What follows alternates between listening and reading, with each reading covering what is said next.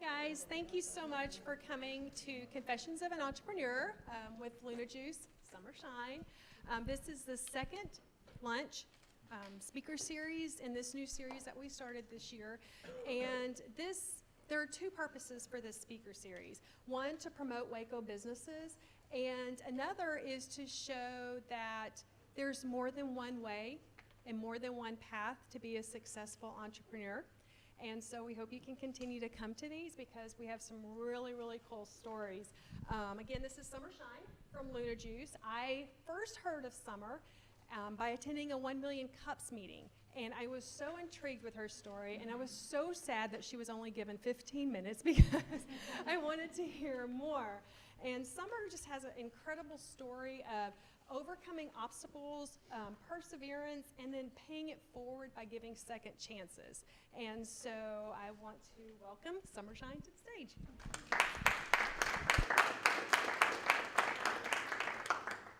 Awesome. Cool. Well, thanks for having me out today. This is a huge honor to be at Baylor today talking to you guys. My name is Summer Shine. As she said, that is my real name. I have been Summer Shine since birth. I didn't pay to have that name. I was given that name. It was torture for years, and now it works in my favor. People, when I was in elementary school, people called me Summer Shine, and it used to bother me so bad because my first name is Summer, my last name is Shine, and now I'm like, well, it's kind of cute, so I'm going to let my mom slide. She was doing her best.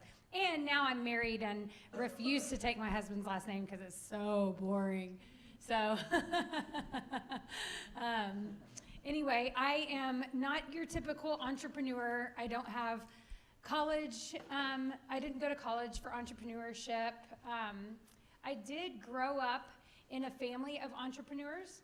My dad owned a gas station, Texaco, specifically, a Texaco gas station, and it had a service center, and so he had a lot of mechanics that worked for him, and so I grew up kind of in a gas station, and I thought it was so cool that my dad would let me answer the phone for him when I was 4, and I'd just sit on the phone with customers, and he owned one of those stations that back in the day, you would pull up to the gas pump and an attendant would come out and pump your gas for you.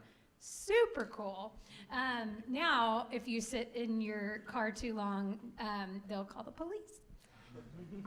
Don't ask me how I know. So anyway, it was a full service gas station was what it was called, and they'd come out and pump your gas for you and clean off your windshield, and it was really neat. I got to clean a bunch of windshields when I was little, and watched the whole process of the eminent domain came through the town and wanted to build a highway, and so my dad's business was bought out, and got to kind of see that process and really how hard it is on an entrepreneur for something that they've invested their entire life in to kind of go away, because he didn't relocate the shop. He shut it down and went on to do different things with his life. He ended up doing real estate, which is also kind of entrepreneurial, or very entrepreneurial actually. And my mom was also an entrepreneur, and my mom has had lots of different shops. She's an artist, and she had a store when I was little called Sunshine Balloon Company, and we would dress up like clowns, and we would go deliver balloons to parties, and she had a little gift shop inside of her store, and that was a lot of fun too. She did balloon arches. Have y'all seen those, like, at weddings? I mean, I don't know if people actually do balloon arches at their weddings anymore, but in the 80s it was so hot. So she did that. She owned a Christmas store, so it was a year-long Christmas store. Surprise, those are actually kind of popular. She did that for a couple of years, and now she's an artist, and she sells her art, and she's an old lady now, so she's on a bunch of boards, and she lives in Salado and does old lady Salado stuff. It's kind of cool. Does anybody here know about Salado? No? You, hey, 2 people in the back row. Thank you.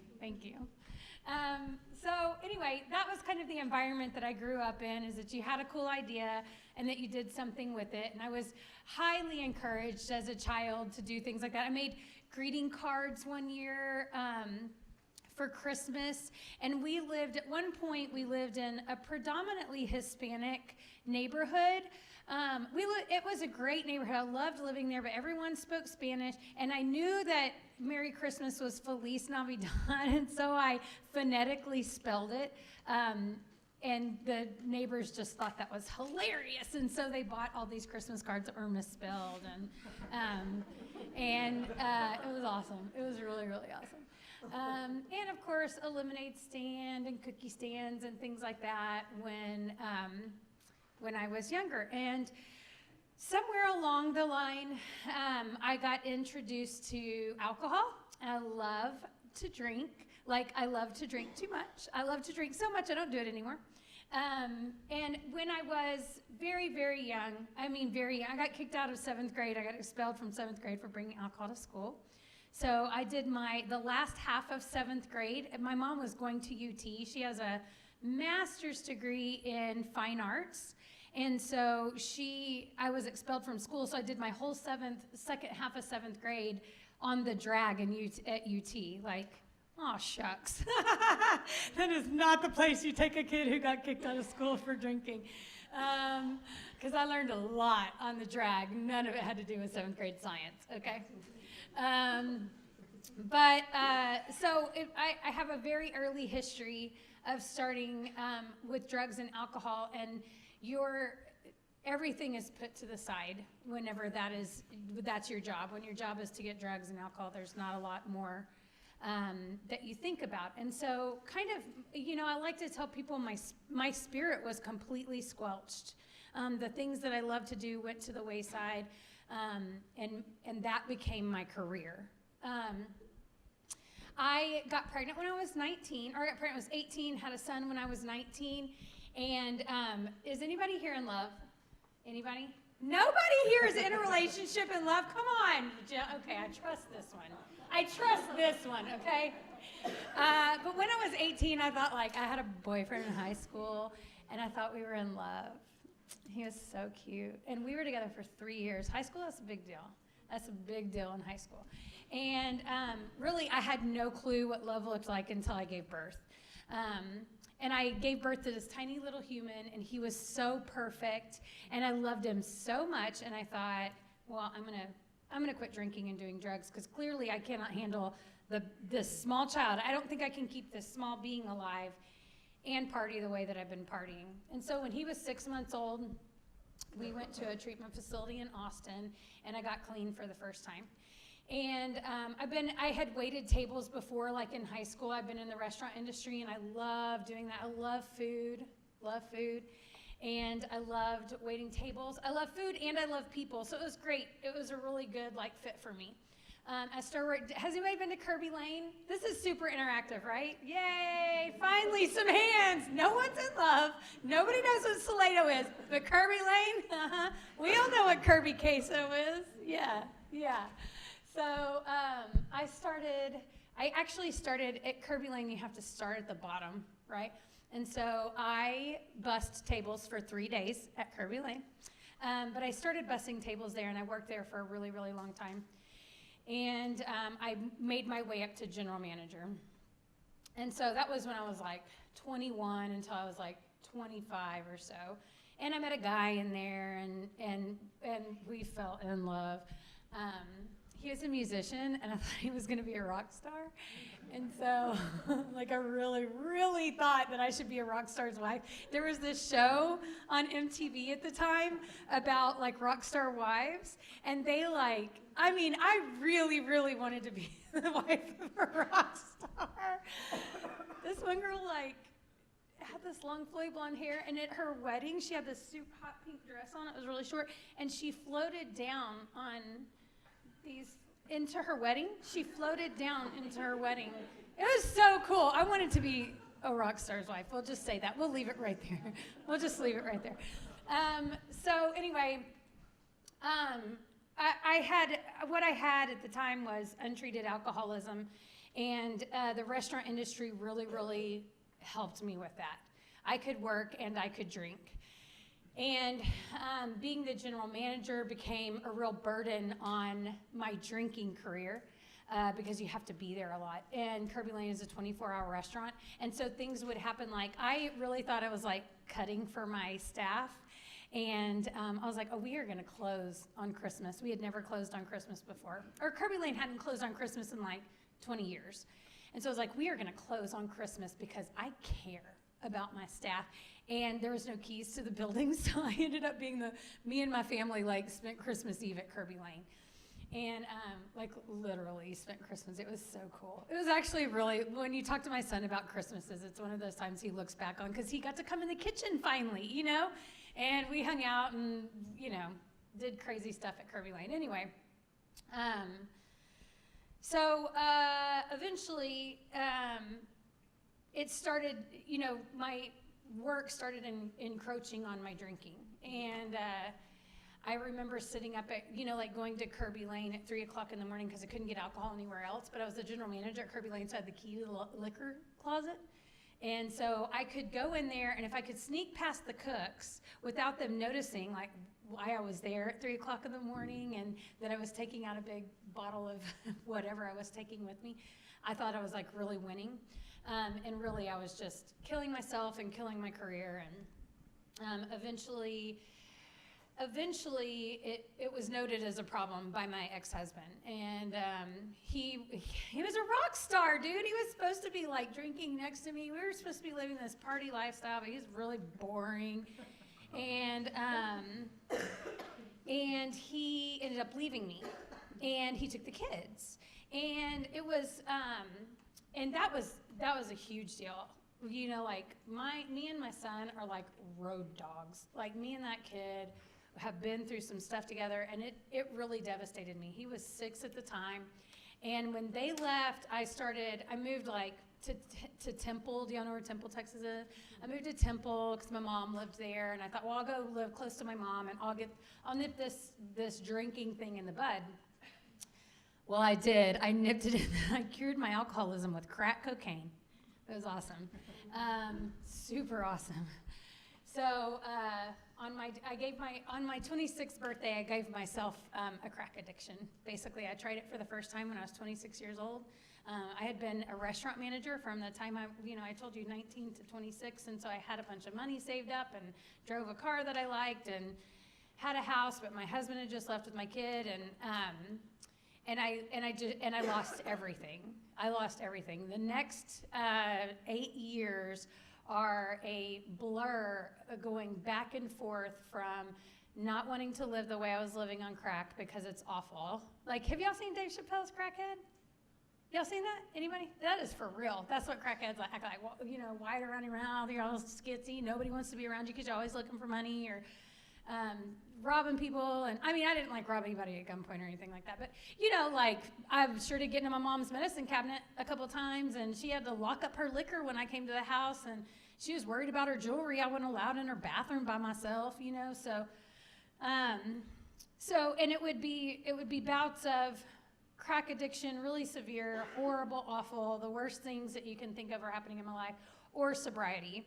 And I would have these stints of sobriety, and they started off with long stints of addiction and short stints of sobriety, and then the sobriety would get longer and the addiction periods would get shorter. And so I would get 2 years sober, you know, and then blow it out of the water one weekend. One weekend I'd go use crack and lose everything in a weekend. If you think that's impossible, well, don't go try crack. But let me just tell you from experience, you can lose everything in one weekend. So anyway, that's about 5 years ago. I got married when I was really trying to be sober. I moved here in 2007 to go to treatment. There was this really cool treatment facility here in Waco called the Freeman Center whenever I moved here, and I loved the Freeman Center. I ended up being on their board of directors and working for them at one point. And during all that time, I met a wonderful man and got married and got custody of my son back and moved to Waco and started to build a life. And about 5 years ago, we were working for the Freeman Center, and it closed down unexpectedly, kind of without anyone knowing. And we lived on property. Like, we loved the Freeman Center, okay? We loved this treatment facility, my husband and I both. We met there, and it shut down. It left us without a place to live. We had the means to go get a place, but we had 12 women that lived with us, and they didn't have a place. Anyway, it sent me into a really deep depression, and I started using again. After about 3 years of sobriety, I started using again. And it was the worst bout of depression and addiction that I had ever suffered through. I mean, it was the depths of hell. So 4 years ago, I just got 4 years sober about 2 weeks ago.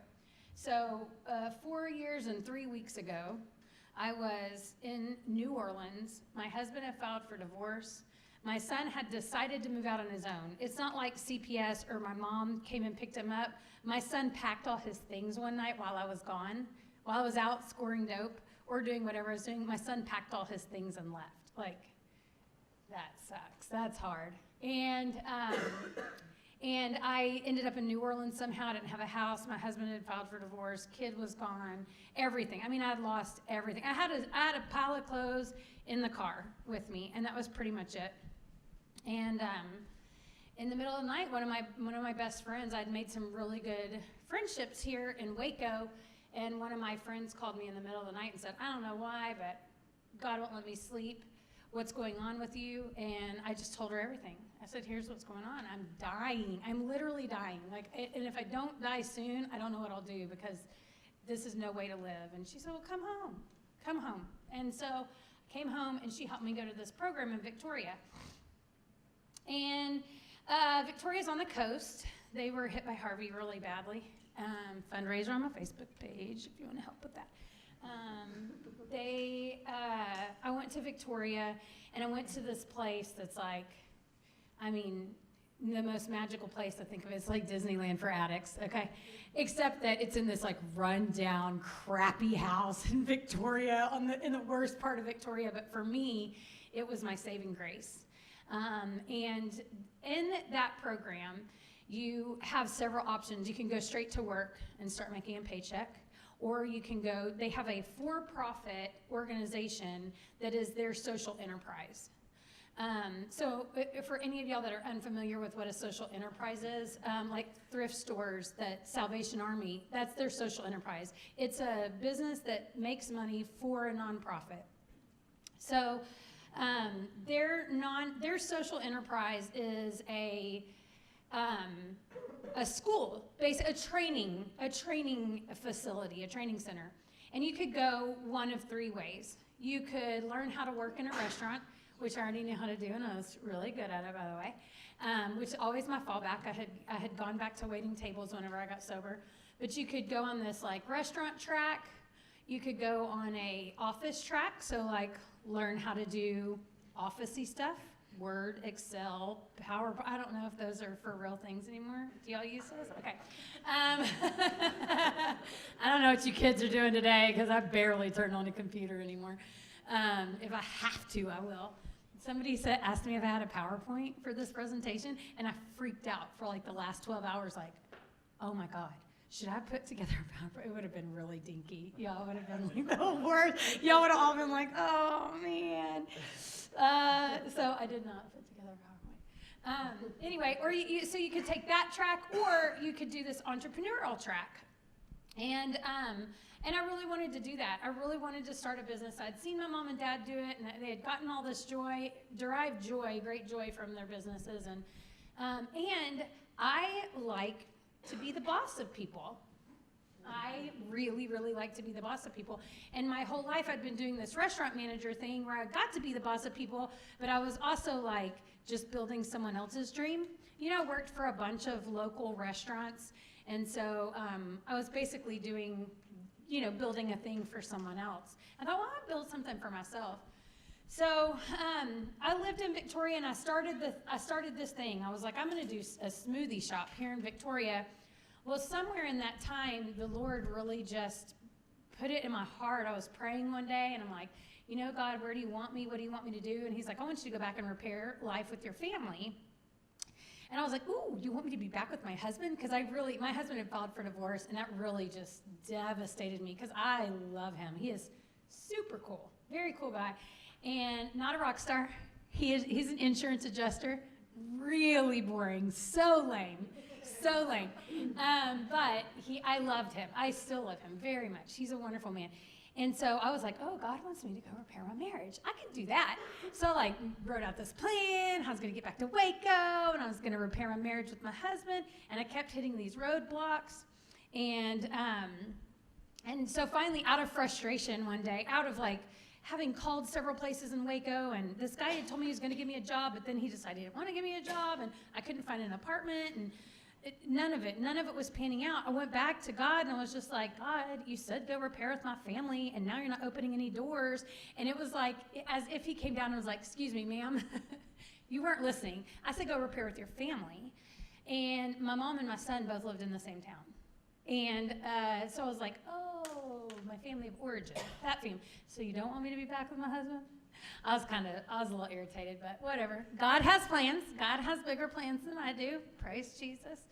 So I moved to Temple, Texas, back to Temple, Texas.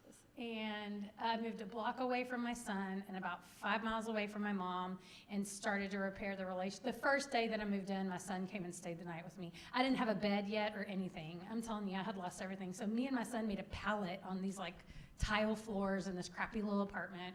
And I started repairing relationships. And while I was doing that, all the while I still had this thing in the back of my head. I started waiting tables there because that's what I do best. I'm a really good waitress. And all the while in the back of my head, I had this plan to do this thing.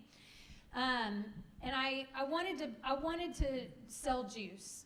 And I wanted to do it as a hobby for myself, something to keep me out of trouble, something I could manage, something I could be in control of, something I could take pride in. And so I had called the place in Victoria and said, hey, I still want to do that thing. Just because I'm here doesn't mean I don't want to do it. And they're like, you're a little too far away. We don't know. If we gave you money, we don't know what you'd be doing with it. There's no one to manage it. We're not going to help. I was like, well, that sucks. And so when you tell me no, I'm going to prove to you I'm that person that if you tell me you're not going to help me with something, well, watch, I'll do it on my own then. I didn't need you anyway. So I got my tax return back, and it was exactly $5 more than it took to buy this fancy juicer, my first cold press juicer.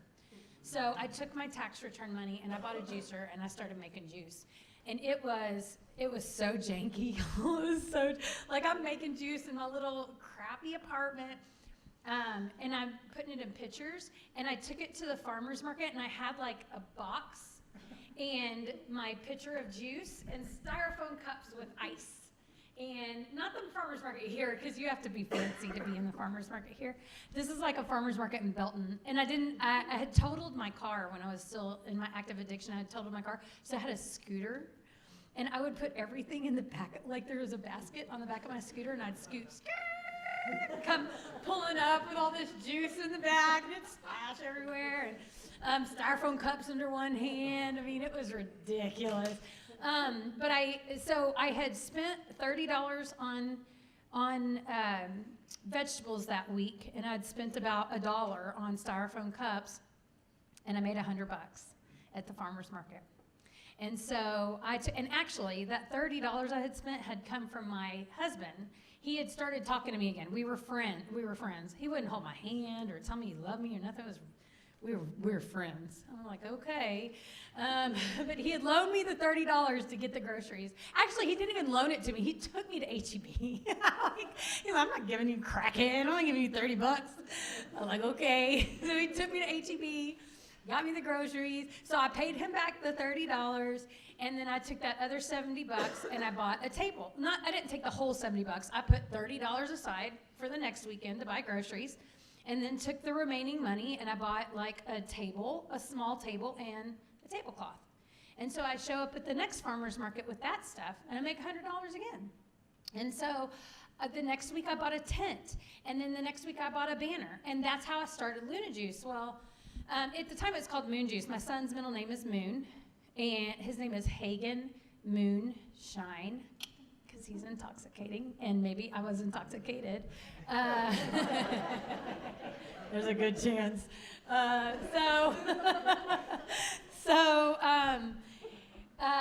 We were called Moon Juice at the time, and that's how we got started. Well, the place in Victoria started taking note, because I'm posting on Facebook, and maybe even tagging them a couple of times, like, "Ooh, look what I'm doing! Look at me!" And I got about 6 weeks into doing that, and I was being consistent with it and doing it every weekend. And they called me up and said, "Well, what if we had somebody else supervise you? What if we gave you the money, and somebody else supervised your purchases and stuff?" And I said, "That's fine with me, I'm cool." And so I wrote a business plan. Here's how I wrote a business plan.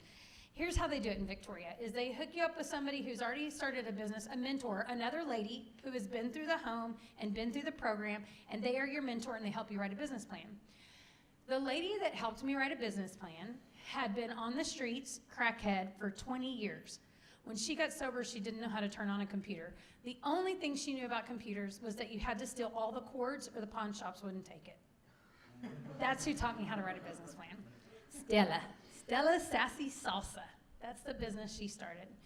And much like me, she thought she was going to start this little business. It's kind of going to be a hobby. She was going to go to farmers markets with it, and that was going to be it. And that's kind of what she's done. That's the track she's done. Hasn't turned it into anything bigger. It's a hobby kind of for her. She has a for real job. But anyway, so she taught me long distance over the phone, spent hours with me on the phone, teaching me about pro forma and projections and what a business. She was like, "Write a business statement," and I wrote this 3-page business statement. I was like, "This is what we stand for," and it was like, she was like, "Can you condense that to one sentence?"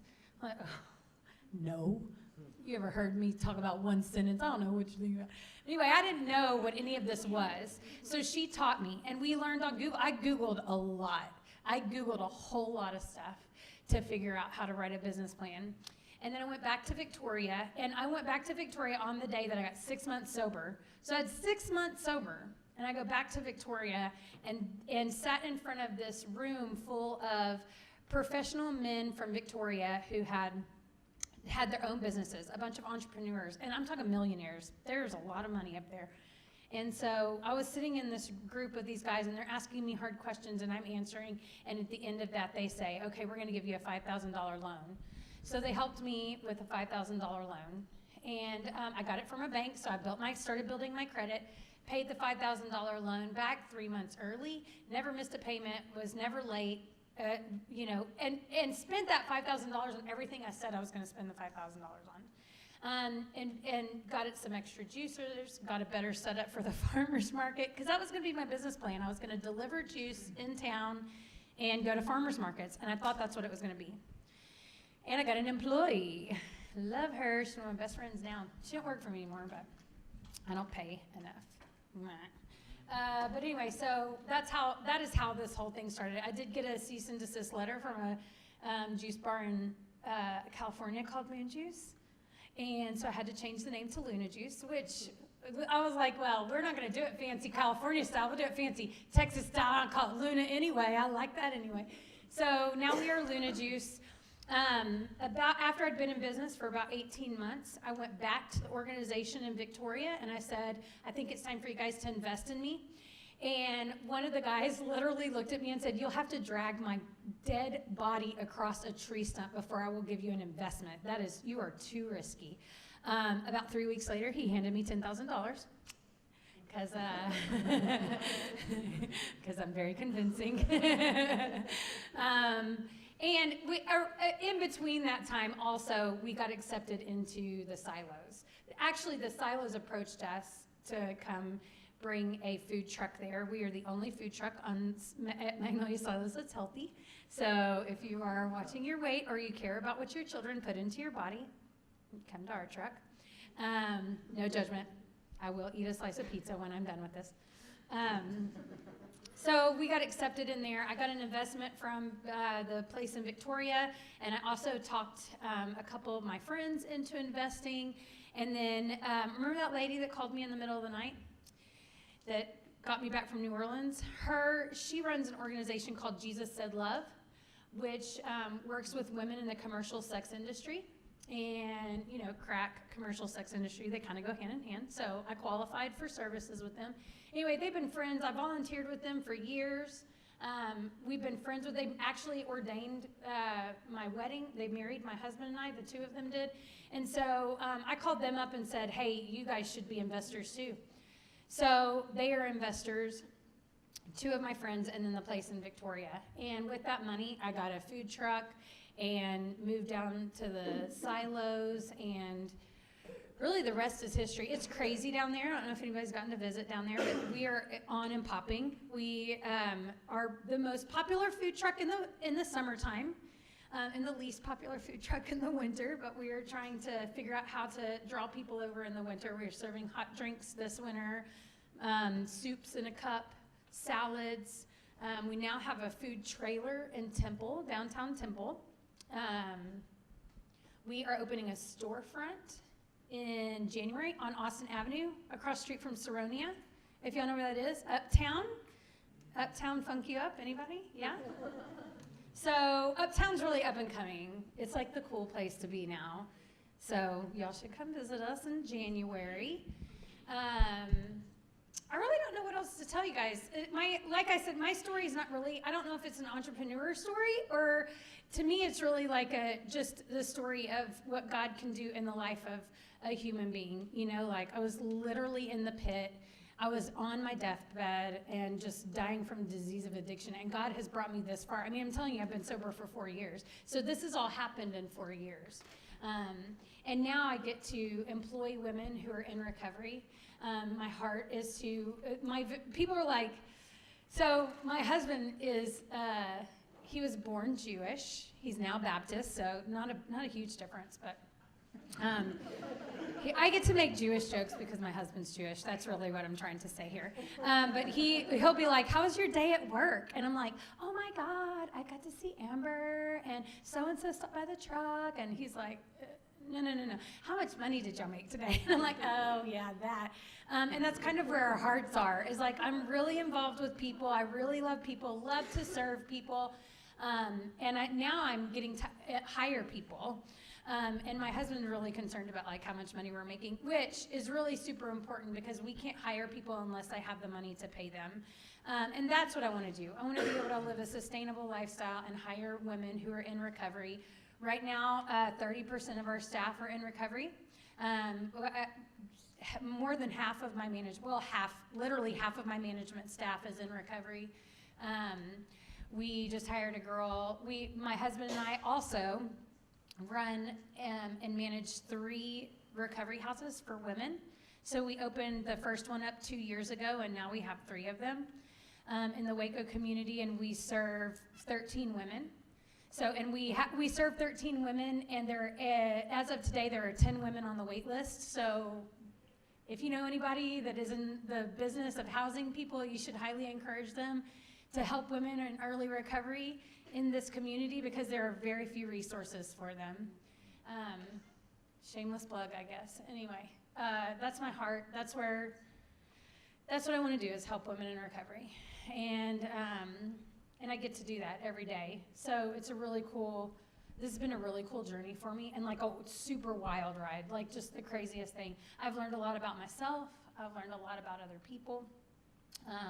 I've learned a lot about business. I really thought that I was like gonna make juice all day and it was gonna be a hobby for me, and God has turned it into this like beautiful place for people to recover, not just me, but the people I hire, and for other people to see, you know, because when you're first coming out of your addiction, it's hard to see what's in front of you. You've destroyed so much. Like, nobody should have given me a $5,000 loan.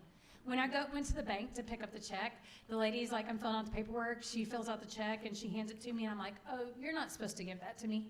And she looks at the check and she looks at me, she goes, are you Summer Shine? And I was like, yeah. And she goes, this is your check. And I was like, excuse me, I am a crackhead. And she was like, take this money. I was like, okay. I like walk out of the bank with the check. I'm like, this is weird.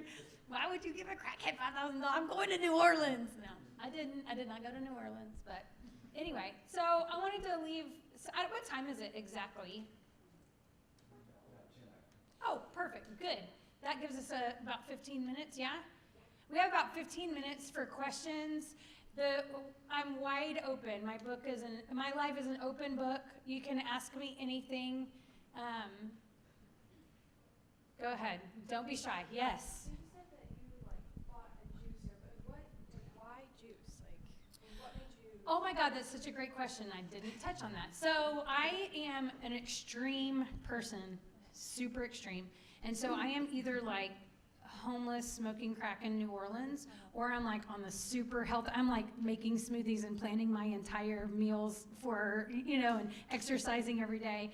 And so it was a natural transition for me. I had a Jack LaLanne juicer. Do you know? Y'all remember Jack LaLanne? Juice Man. Y'all remember him? Nobody? Okay. Y'all are gonna have to look up Juice Man on YouTube. It's hilarious. Anyway, so as soon as I got into recovery, I was the only pescatarian crackhead on the block, FYI. I fit in real well on the east side. You have no idea. So as soon as I got into recovery, I was making smoothies and juices for myself from first thing in the morning. And so it's something I was good at, and it's something that I like to do.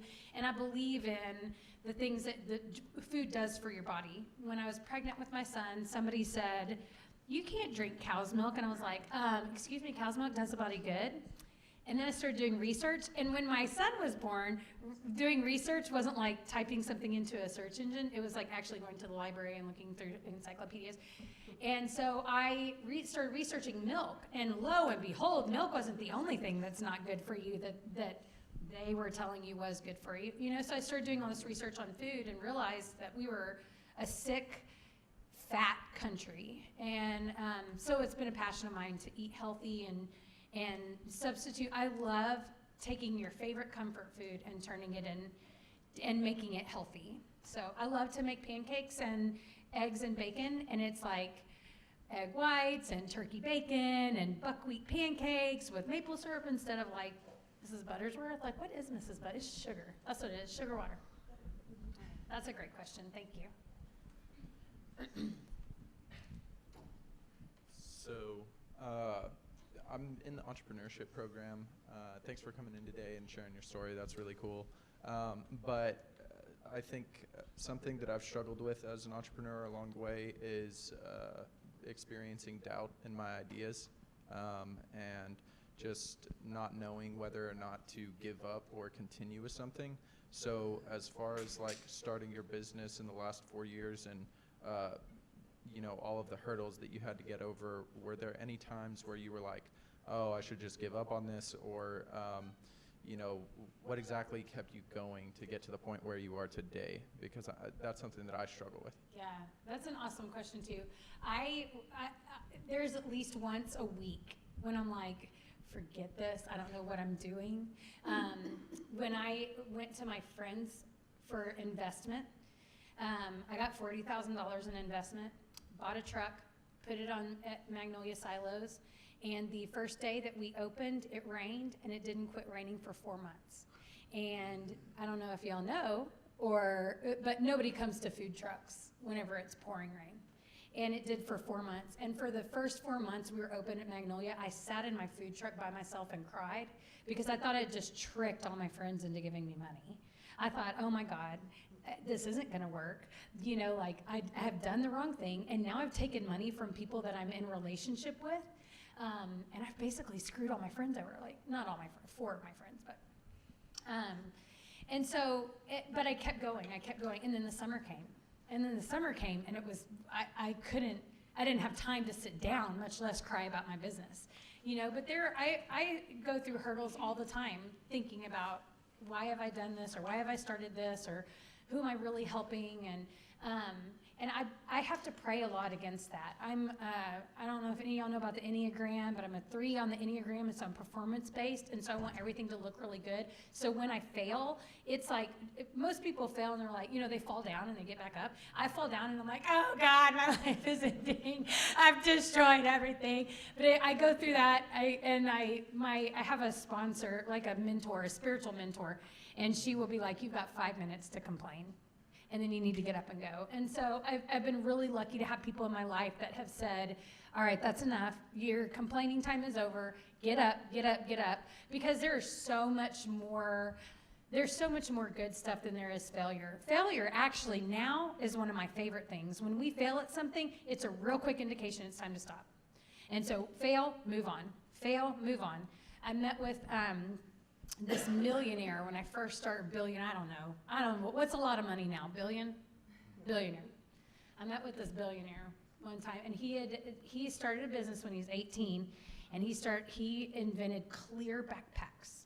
Y'all probably don't know, but he's my age, so they have these plastic backpacks, and it was right around, there's a bunch of school shootings in the late 90s, and it was right around that time, and so schools were wanting you to bring clear backpacks so they could see if you had guns in your backpack, and he invented this clear backpack, and it was different colors, and he ended up being a billionaire.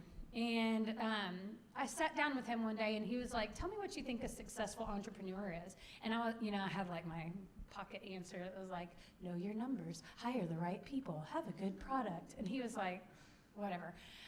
He literally rolled his eyes and said, "Whatever." That's not an exaggeration. And he said, "A good entrepreneur is someone who fails and then comes into work the next day." He's like, "You are going to fail constantly. You have to get back up and keep going." And I was like, oh my God, I've been doing that all my life. My addiction actually set me up to be a really good entrepreneur because I didn't want to die in a dumpster. I didn't want my son to have this legacy of a mom who died in a dumpster. And so I kept trying to get sober, kept trying.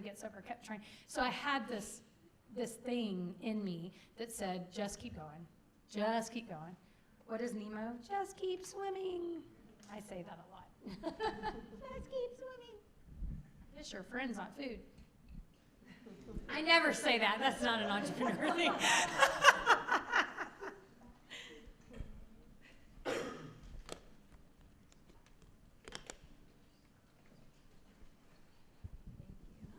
Hi.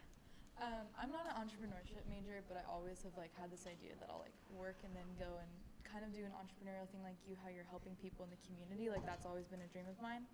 So I was just wondering, like, is there stuff that you can do as a business owner specifically to help these people that are recovering, or is it just kind of like being there for them, or is there certain steps that you have to go through to like make sure that they come in and it's like a stepping stone to recovery rather than like an enabler? Like you said, like you would steal like liquor from the cabinet and things like that. Like how do we prevent that kind of thing from happening? Well, that's a really great question.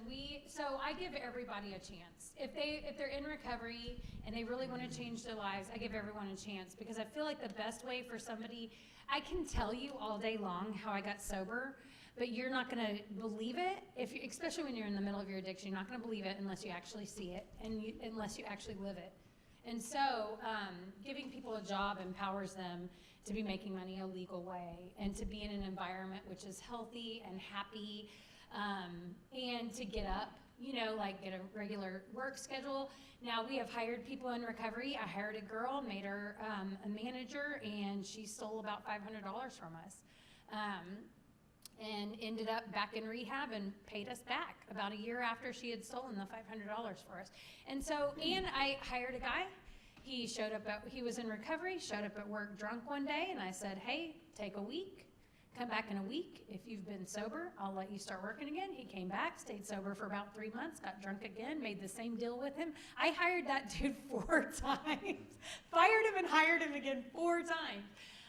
But I feel like people need those kind of chances. I feel like when you show them, like, I believe in you and I want to give you another chance, that eventually that thing is going to wear off on them.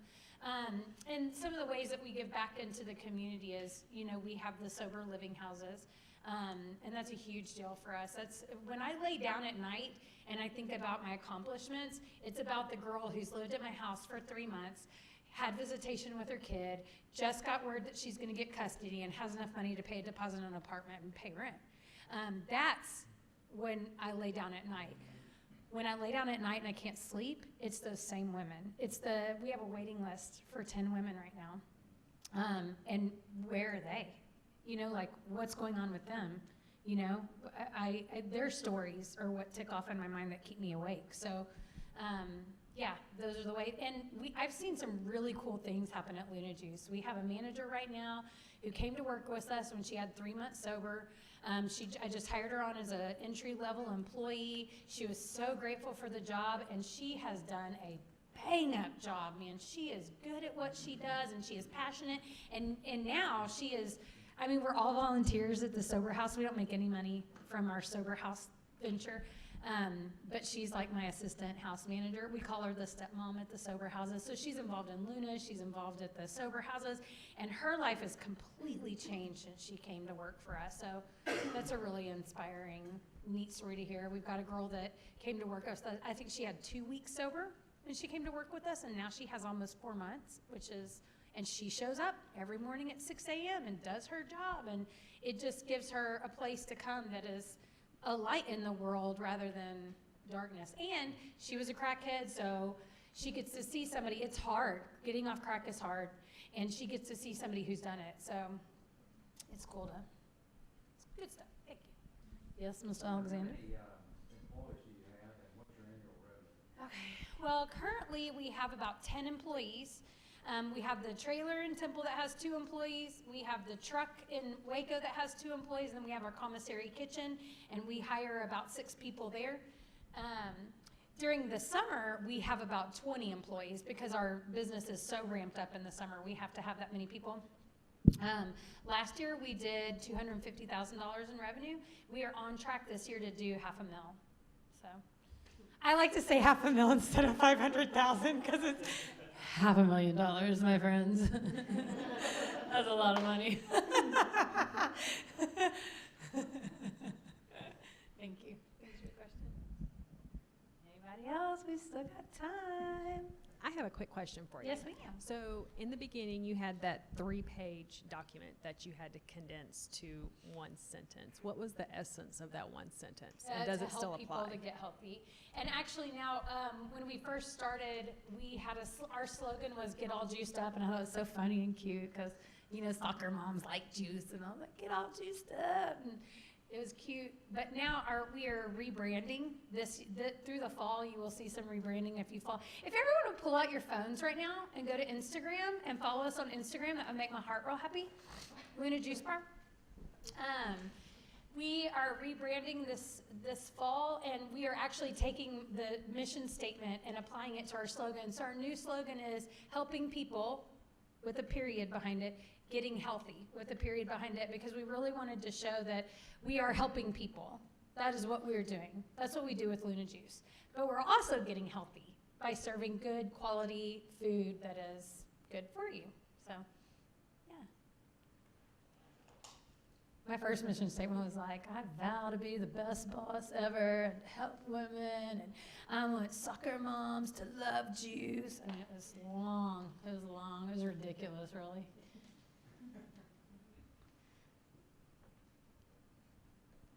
Okay, awesome. Thank you for having me. I really appreciate that you all spent your lunch break with me. So.